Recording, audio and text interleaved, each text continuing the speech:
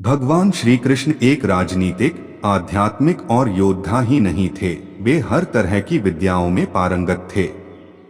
भगवान श्री कृष्ण से धर्म का एक नया रूप और संघ शुरू होता है।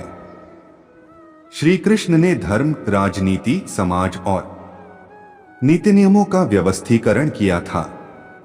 भगवान श्री कृष्ण के जीवन से जुड़े 14 रहस्यमयी तथ्य जिन्हें जानकर आप हैरान रह जाएंगे। अगले पन्ने पर पहला रहस्यमयी तथ्य। किस रंग के थे श्री कृष्ण? श्री कृष्ण की त्वचा का रंग काला और ज्यादातर लोग श्याम रंग का मानते हैं। श्याम रंग अर्थात कुछ कुछ काला और कुछ कुछ नीला, मतलब काले जैसा नीला। जैसा सूर्यास्त के बाद जब दिन अस्त होने वाला रहता है तो आसमान का रंग काले जैसा नीला हो जाता है। जनश्रुति अनुसार उनका रंग न तो काला और न ही नीला था, यह भी कि उनका रंग काला मिश्रित नीला भी नहीं था। उनकी त्वचा का रंग श्याम रंग भी नहीं था। दरअसल उनकी त्वचा का रंग मेघ श्यामल था, अर्थात काला, नीला और सफेद मिश्रित रंग। दूसरा रहस्यमयी तथ्य श्री कृष्ण की गंध। प्रचलित जनश्रुति अनुसार माना जाता है कि उनके शरीर से मादक गंध निकलती रहती थी। इस गंध को वे अपने गुप्त अभियानों में छुपाने का उपक्रम करते थे। यही खूबी द्रौपदी में भी थी। द्रौपदी के शरीर से भी सुगंध निकलती रहती थी जो लोगों को आकर्षित करती थी। सभी इस सुगंध की दिशा में देखने लगते थे। इसीलिए अज्ञातवास के समय द्रौपदी को चंदन, उपटन और इत्रादि का कार्य किया, जिसके चलते उनको सैरंध्री कहा जाने लगा था। माना जाता है कि श्री कृष्ण के शरीर से निकलने वाली गंधी गोपिका चंदन और कुछ कुछ रातरानी की सुगंध से मिलती जुलती थी। तीसरा रहस्यमय तथ्य। श्री कृष्ण के शरीर का गुण। कहते हैं कि भगवान श्री कृष्ण की देह कोमल अर्थात लड़कियों के समान मृदु थी, लेकिन युद्ध के समय उनकी देह विस्तृत और कठोर हो जाती थी। जनश्रुति अनुसार ऐसा माना जाता है कि ऐसा इसलिए हो जाता था क्योंकि वे योग और कलारिपट्टू विद्या में पारंगत थे। इसका मतलब यह कि श्री कृष्ण अपनी देह को किसी भी प्रकार का बनाना जानते थे। इसीलिए स्त्रियों के समान दिखने वाला उनका कोमल शरीर युद्ध के समय अत्यंत ही कठोर दिखाई देने लगता था। यही गुण कर्ण और द्रौपदी के शरीर में भी था। चौथा रहस्यमय तथ्य। सदा जवान बने रहे। श्री कृष्ण भगवान कृष्ण का जन्म मथुरा में हुआ था। उनका बचपन गोकुल, वृंदावन, नंदगांव, बरसाना आदि जगहों पर बीता। द्वारिका को उन्होंने अपना निवास स्थान बनाया और सोमनाथ के पास स्थित प्रभास क्षेत्र में उन्होंने देह छोड़ दी। दरअसल भगवान कृष्ण इसी प्रभाव क्षेत्र में अपने कुल का नाश देखकर बहुत व्यथित हो गए थे। वे तभी से वहीं रहने लगे थे। एक दिन वे एक वृक्ष के नीचे विश्राम कर रहे थे, तभी किसी बहेलिये ने उनको हिरण समझकर तीर मार दिया। यह तीर उनके पैरों में जाकर लगा और तभी उन्होंने देह त्यागने का निर्णय ले लिया। एक दिन वे इसी प्रभाव क्षेत्र के वन में एक पीपल के वृक्ष के नीचे योग निद्रा में लेटे थे। तभी जरा नामक एक बहेलिये ने भूलवश उन्हें हिरण समझकर विषयुक्त बाण चला दिया, जो उनके पैर के तलुवे में जाकर लगा और भगवान श्री कृष्ण ने इसी को बहाना बनाकर देह त्याग दी।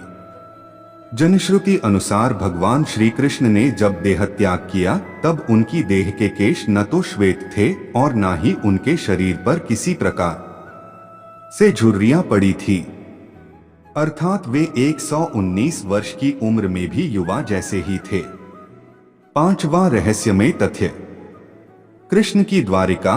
भगवान कृष्ण ने गुजरात के समुद्री तट पर अपने पूर्वजों की भूमि पर एक भव्य नगर का निर्माण किया था।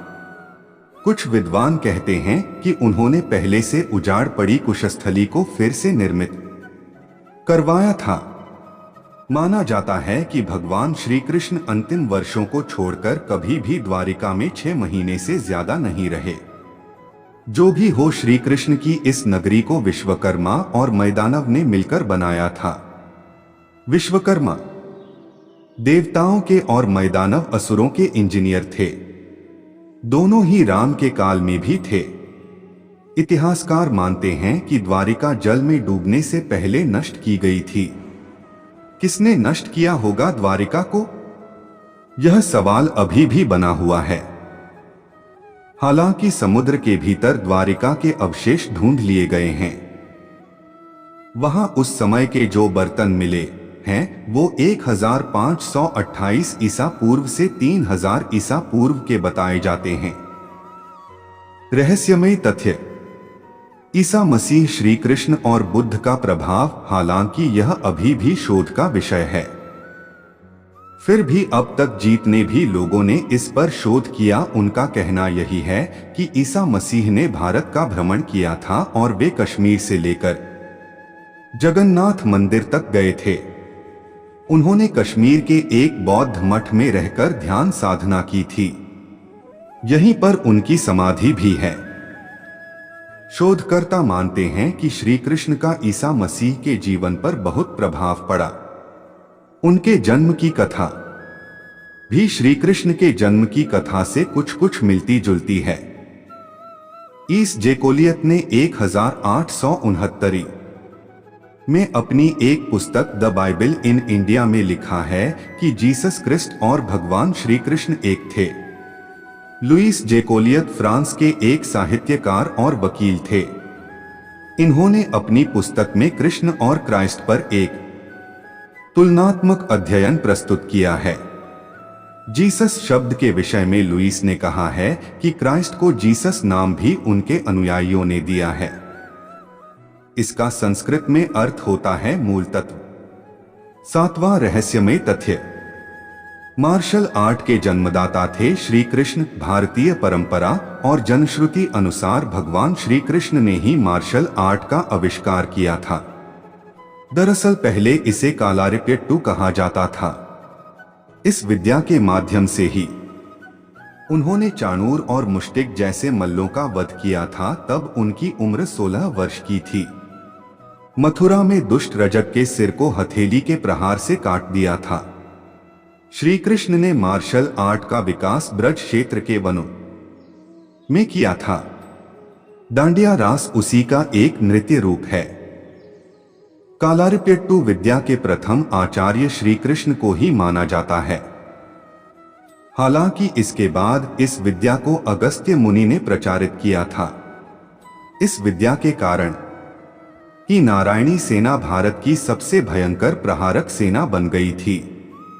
श्री कृष्ण ने ही कलारिपट्टू की नींव रखी, जो बाद में बोधिधर्मन से होते हुए आधुनिक मार्शल आर्ट में विकसित हुई।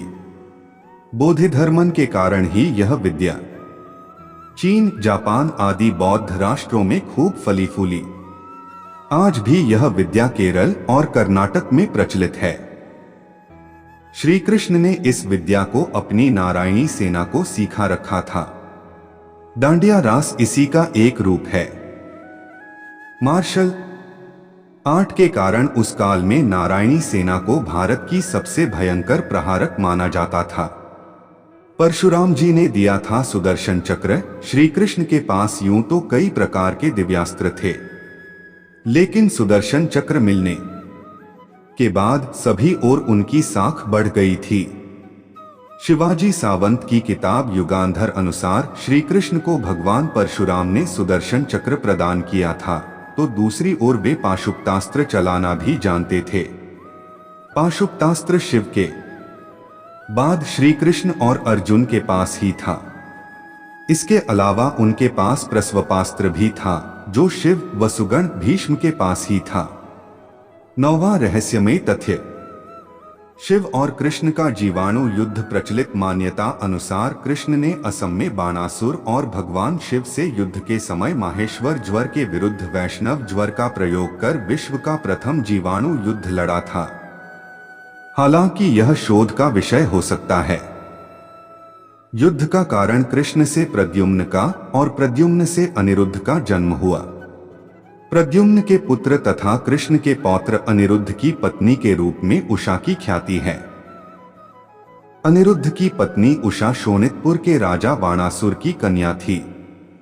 अनिरुद्ध और उषा आपस में प्रेम करते थे। उषा ने अनिरुद्ध का हरण कर लिया था।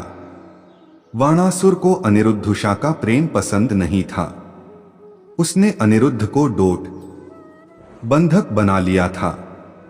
वाणासुर को शिव का वरदान प्राप्त था। भगवान शिव को इसके कारण श्री कृष्ण से युद्ध करना पड़ा था। अंत में देवताओं के समझाने के बाद यह युद्ध रुका था। भगवान श्री कृष्ण 64 कलाओं में दक्ष थे। एक ओर वे सर्वश्रेष्ठ धनुर्धर थे तो दूसरी ओर वे द्वंद्व युद्ध में भी माहिर थे। इसके अलावा उनके पास कई अस्त्र और शस्त्र थे। उनके धनुष का नाम सारंग था। उनके खड्ग का नाम नंदक, गदा का नाम कौमोदकी और शंख का नाम पांचजन्य था जो गुलाबी रंग का था। श्री कृष्ण के पास जो रथ था उसका नाम जैत्र, दूसरे का नाम गरुड़ध्वज था। उनके सारथी का नाम दारुक था और उनके अश्वों का नाम शैव्य, सुग्रीव, मेघपुष्प और बलाहक था। 10वां रहस्यमयी तथ्य। कृष्ण की प्रेमिका और पत्नियां। कृष्ण के बारे में अक्सर यह कहा जाता है कि उनकी 16,000 पटरानियां थी, लेकिन यह तथ्य गलत है। उनकी मात्र 8 पत्नियां थीं। कृष्ण की जिन 16,000 पटरानियों के बारे में कहा जाता है, दरअसल वे सभी भौमासुर, जिसे नरकासुर भी कहते हैं, उसके यहाँ बंधक बनाई गई महिलाएं थीं जिनको श्री कृष्ण मुक्त कराया था। ये महिलाएं किसी की मां थी, किसी की बहन तो किसी की पत्नियां थी जिनको भौमासुर अपहरण करके ले गया था। दरअसल ब्रह्मवैवर्त पुराण, गीत गोविंद और जनश्रुतियों में इसका जिक्र है कि राधा, ललिता आदि उनकी प्रेमिकाएं थीं। राधा की कुछ सखियां भी कृष्ण से प्रेम करती थीं जिनके नाम निम्न हैं: चित्रा, सुदेवी, ललिता, विशाखा, चंपकलता, तुंगविद्या, इंदुलेखा, रगड़देवी और सुदेवी। ब्रह्मवैवर्त पुराण अनुसार कृष्ण की कुछ ही प्रेमिकाएं थीं जिनके नाम इस तरह हैं: चंद्रावली, श्यामा, शैव्या, पद्या, राधा, ललिता, विशाखा तथा भद्रा। माना जाता है कि ललिता नाम की प्रेमिका को मोक्ष नहीं मिल पाया था, तो बाद में उसने मीरा के नाम से जन्म लिया। श्री कृष्ण की प्रेमिका राधा का जिक्र महाभारत में कहीं भी नहीं मिलता है। इसके अलावा सबसे पुराने हरिवंश और विष्णु पुराण में भी राधा का जिक्र नहीं मिलता। भागवत पुराण में भी राधा का जिक्र नहीं है। ब्रह्मवैवर्त पुराण के बारे में कहा जाता है कि संभवतः यह चाणक्य या गुप्त काल में लिखा गया था। 11वां रहस्यमयी तथ्य। कई लोगों को जीवित कर दिया था। श्री कृष्ण ने ऋषि सांदीपनि को जब गुरु दक्षिणा मांगने के लिए कहा गया, तब गुरु ने कहा कि मेरे पुत्र को एक असुर उठा ले गया है, आप उसे आपस ले आएं तो बड़ी कृपा होगी। श्री कृष्ण ने गुरु के पुत्र को कई जगह ढूंढ और अंत में वे समुद्र के किनारे चले गए, जहां से उन्हें पता चला कि असुर उसे समुद्र में ले गया है, तो श्री कृष्ण भी वहीं पहुंच गया। बाद में पता चला कि उसे तो यमराज ले गए हैं। तब श्री कृष्ण ने यमराज से गुरु के पुत्र को हासिल कर लिया और गुरु दक्षिणा पूर्ण की। इस तरह अर्जुन की 4 पत्नियां थीं: द्रौपदी, सुभद्रा, उलूपी और चित्रांगदा।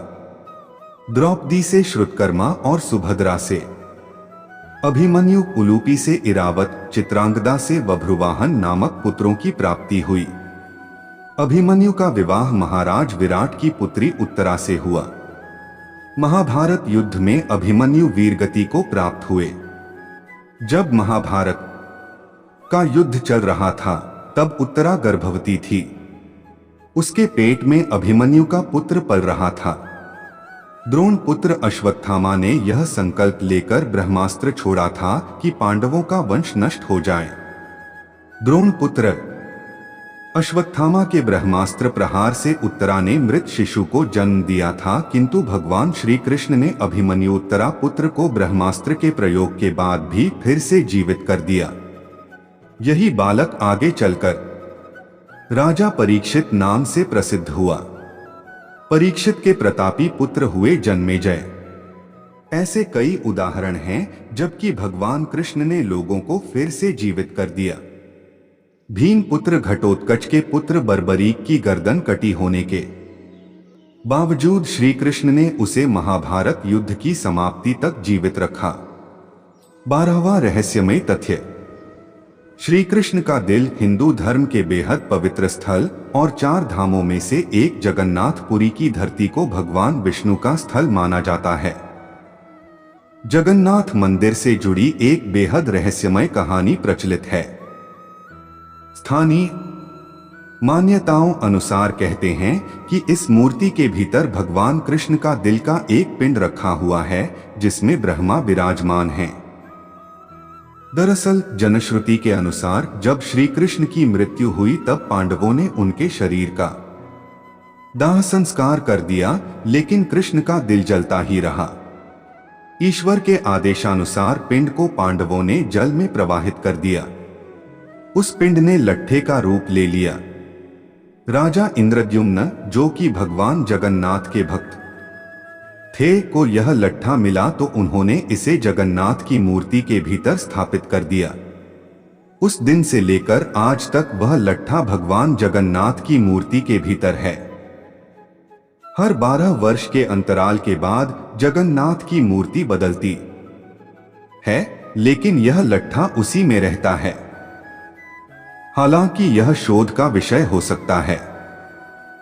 13वां रहस्यमयी तथ्य। नहीं हुआ था यदुवंश का नाश। महाभारत युद्ध की समाप्ति के बाद जब युधिष्ठिर का राजतिलक हो रहा था तब कौरवों की माता गांधारी ने महाभारत युद्ध के लिए श्री कृष्ण को दोषी ठहराते हुए शाप दिया कि जिस प्रकार कौरवों के वंश का नाश हुआ है, ठीक उसी प्रकार यदुवंश का भी नाश होगा। शाप के चलते श्री कृष्ण द्वारिका लौटकर यदुवंशियों को लेकर प्रभास क्षेत्र में आ गए। कुछ दिनों बाद महाभारत युद्ध की चर्चा करते हुए सात्यकी और कृतवर्मा में विवाद हो गया। सात्यकी ने गुस्से में आकर कृतवर्मा का सिर काट दिया। इससे उनमें आपसी युद्ध भड़क उठा और वे समूहों में विभाजित होकर एक दूसरे का संहार करने लगे। इस लड़ाई में श्री कृष्ण के पुत्र प्रद्युम्न और मित्र सात्यकी समेत सभी यदुवंशी मारे गए थे। केवल बबरू और दारुक ही बचे रह गए थे। यदुवंश के नाश के बाद कृष्ण के ज्येष्ठ भाई बलराम समुद्र तट पर बैठ गए और एकाग्रचित्त होकर परमात्मा में लीन हो गए। इस प्रकार शेषनाग के अवतार बलराम जी ने देह त्यागी और स्वधाम लौट गए। बलराम जी के देह त्यागने के बाद जब एक दिन श्री कृष्ण पीपल के नीचे ध्यान की मुद्रा में लेटे थे, तब उस क्षेत्र में एक जरा नाम का बहेलिया आया हुआ था। जरा एक शिकारी था और वह हिरण का शिकार करना चाहता था। जरा को दूर से हिरण के मुख के समान श्री कृष्ण का तलवा दिखाई दिया। बहेलिये ने बिना कोई विचार किए वहीं से एक तीर छोड़ दिया, जो कि श्री कृष्ण के तलवे में जाकर लगा।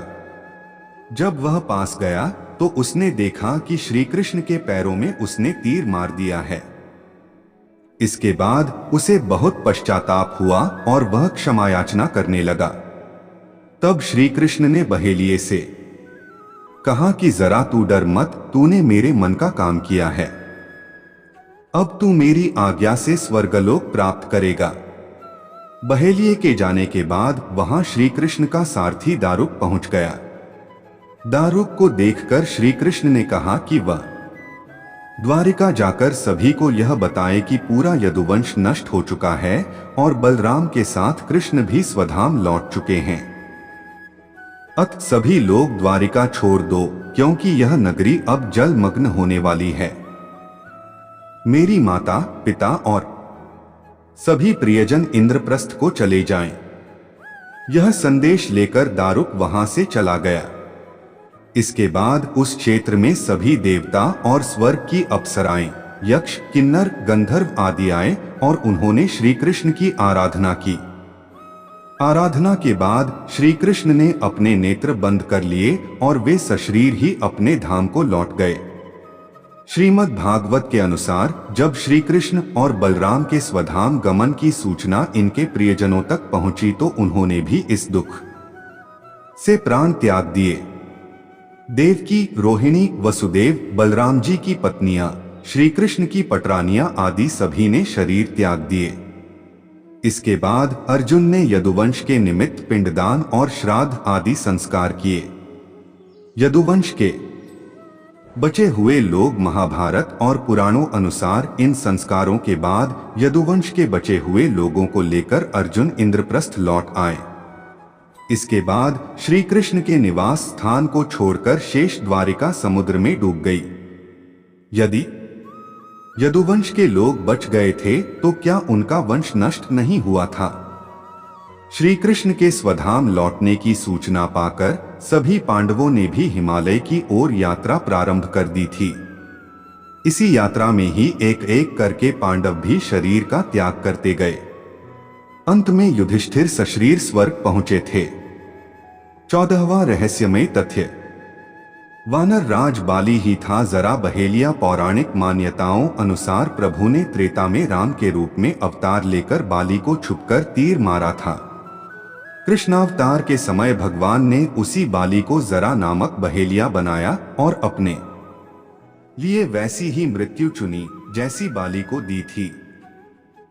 दोस्तों, इस वीडियो में बस इतना ही। मिलते हैं अगले वीडियो में। जय श्री कृष्णा। राधे राधे।